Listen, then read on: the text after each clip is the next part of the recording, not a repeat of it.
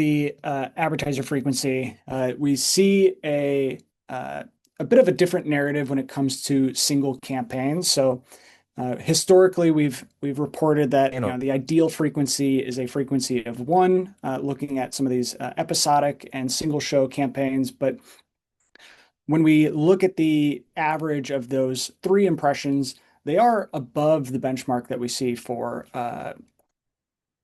frequency of driving both visitation and conversion rates. So about a 2.8x frequency with frequency of three or less compared to that frequency of 4+ in that long tail.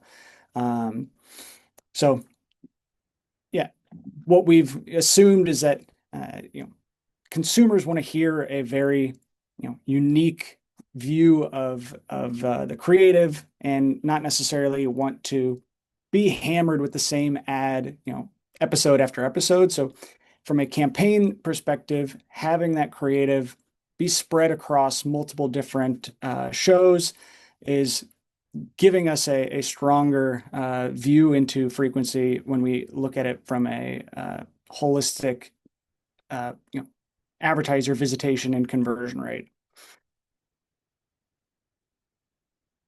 However, when we take a step back and look at it at the channel level, this does sort of counter the narrative or the assumption that we had around frequency previously, that up to a frequency of 5, we're seeing, the average is 3.48%.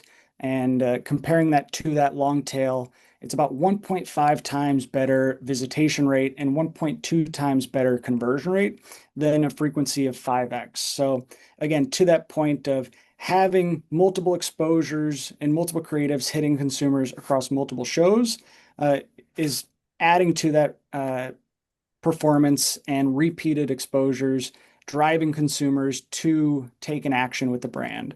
But much stronger performance when it's spread across multiple campaigns or multiple podcasts, likely due to that creative wear out or exhaustion if it were multiple creatives on that same podcast.